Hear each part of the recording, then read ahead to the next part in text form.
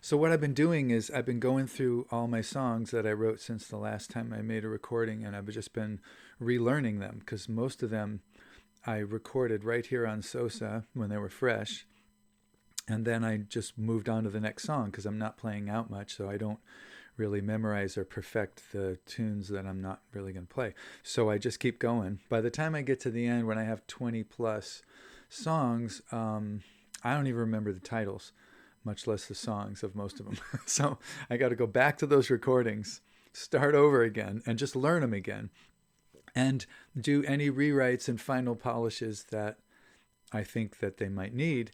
This year, several of them needed a little bit more work than usual. I don't know why, but I had to get in and do some rewrites and some tweaks, and it's been fun, but it's been more work than I thought it would be. It took me a little bit longer. So these are a couple of the ones that I tweaked a bit and brought into sharper focus for myself. This one I took your suggestion, Gus. It's a long story song about a hotel I worked in as a kid, and I knew it was a lot of verses, and I threw one instrumental break in there, and you suggested that there be a regular instrumental break to give the ears a break because it's a minor blues key, and there's it's 8 minutes of story, so give our ears a break. Come up with a lick, or you mentioned maybe a verbal chorus that could knit it all together. I couldn't find any words that would work, but I did find a little instrumental lick that I think punctuates the story nicely and gives it a little breathing room. So, and I changed the key and I sharpened up several lyrics to make the story a little more streamlined. So here we go.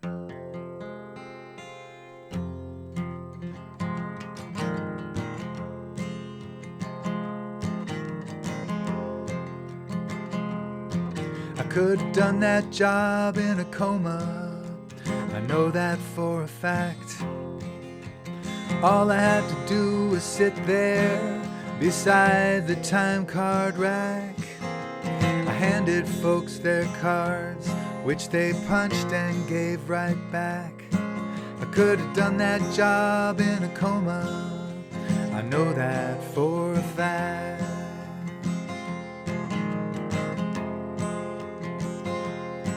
This was an old hotel receiving room, and I did that and more. I received an education I wasn't looking for. I knew everyone who worked there, read their time cards when I was bored. This was an old hotel receiving room, and I did that and more.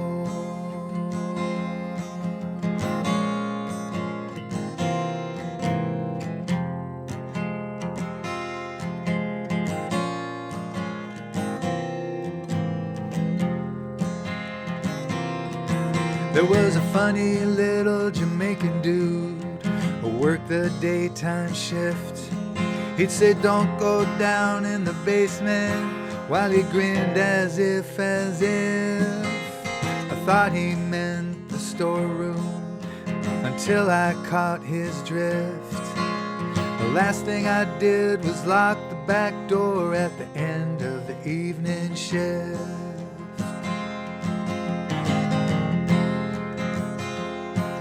Now this was the 1970s, and the kitchen staff was black.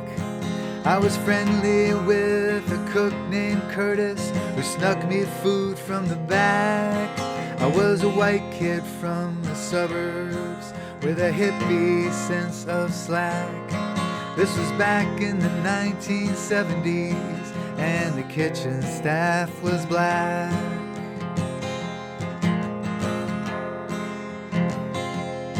So I knew Curtis and the kitchen crew and the clerks out at the desk. Bobby, the janitor's helper, who wasn't right in his head. Joey, the lunatic window washer, who was somehow still not dead. I knew everyone from housekeeping to the clerks out at the desk.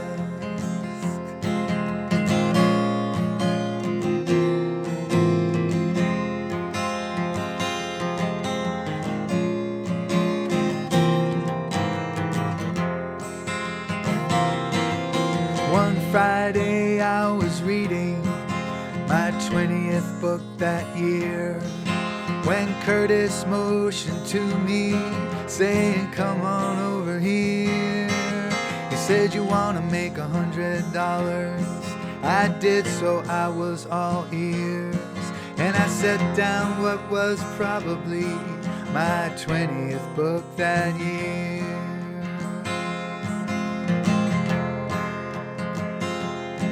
He said, leave the back door open when you go home tonight. I'll sneak a dolly loaded with steaks out to my buddy Dwight. We'll sell them to our restaurant friends down on the south side. Just leave the back door open when you go home tonight.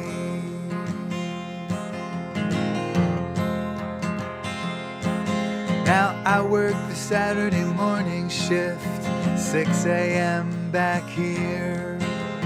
No one would be the wiser, we'd all be in the clear. I could even come back later tonight and say I had this nagging fear that I might have left the back door open, so I thought I'd check back here.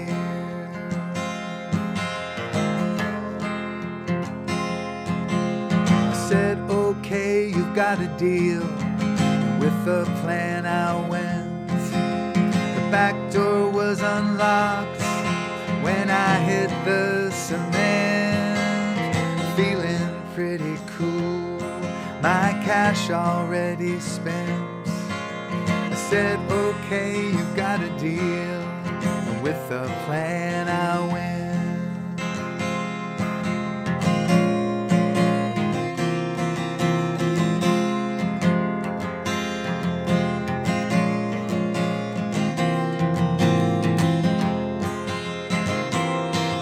By the time that midnight rolled around, I was starting to freak out. My walk became a run, my certainty turned to doubt. I rehearsed my little speech, I mumbled it out loud. By the time I made it back to work, I was starting to freak out.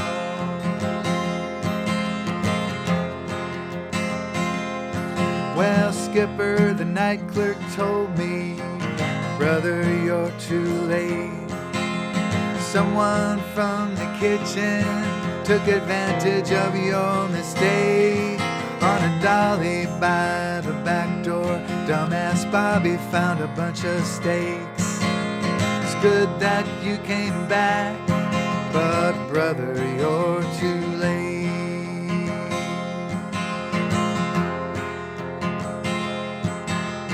Next day the boss came down and began to pace the floor. He said, that cook named Curtis, was he a friend of yours? I said, not really, I'm just sorry, I forgot to lock that door. The boss came to the receiving room and began to pace the floor.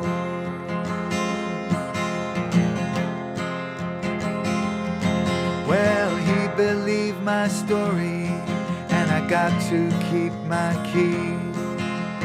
For whatever reason, lucky, lucky me, Curtis disappeared, never to be seen.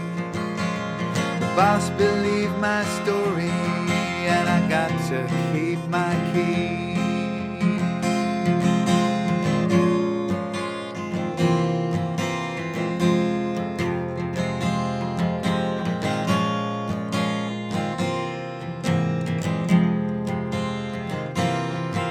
I look back now and I wonder, what did I know back then? The dumbest guy in the building brought that plan to an end. Did Curtis even like me, or was I just a convenient friend? One thing's for sure, I never played with stakes like that again.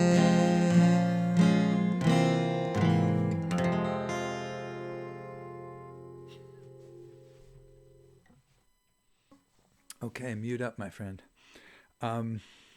This one is called Money Money. It's some observations and some thoughts around money, and I tweaked some of the lyrics just a little bit to make them a little more easier to say, but I mainly added a little interlude chorus, kind of similar to the previous song, a little tie it together phrase, and I think it's much better.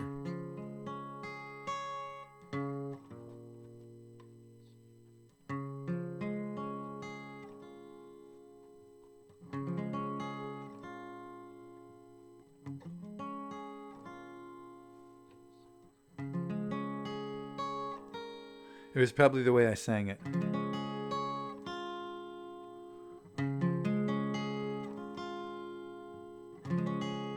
A couple times it took you out of the spell.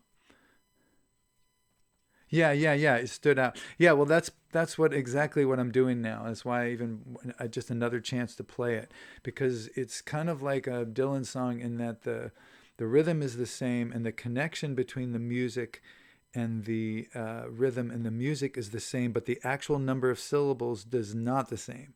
So you have to see which one you've got going, and sometimes you can just start one half beat too late with your first word, and it won't work. It's got to be, but you got to catch it ahead of the beat, your previous word. Yeah. So I'm still working on that. Yeah.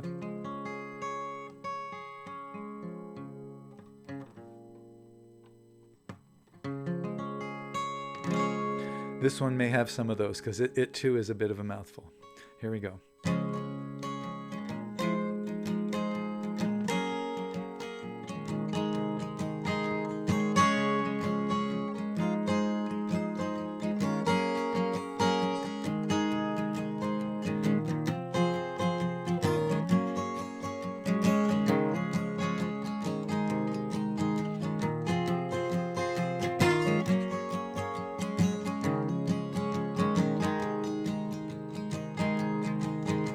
Money might not be the root of all evil, but it sure is near the bottom of the trunk. Like whiskey on your lips, you can start off with a sip, before you know it, be completely drunk.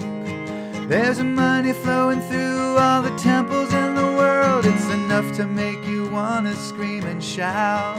A temple shouldn't be a monument to greed, but that's the way the big ones all turn out. Money, money.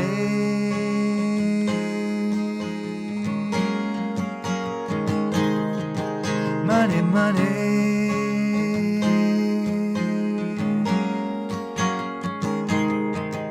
I wouldn't mind a little money and I wouldn't mind a lot. I'd stay the same old friendly dude you love and know. It's an easy thing to say when you're working for your pay, but it's different when you're rolling in the dough. Every dog should chase a deer. Every dog should chase a deer every now and then. Everyone should chase a buck. Everyone should see that chasing isn't free, and catching what you chase can leave you fucked. Money, money.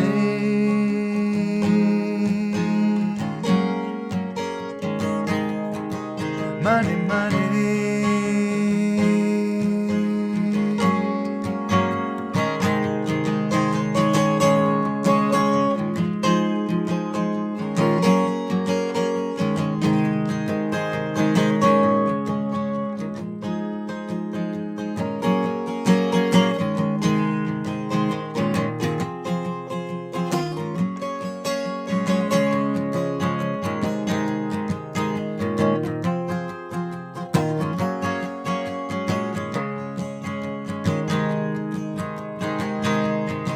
Everything gets complicated and pretty soon you say, I don't need it all, I only want enough to keep a roof above my head and a table beneath my bed, table beneath my bread, time to do the things I love. Nice work if you can get it, but it's work just the same. It's not like the bills just disappear. Still a tricky day to walk the middle way, with love and money fighting in your ear.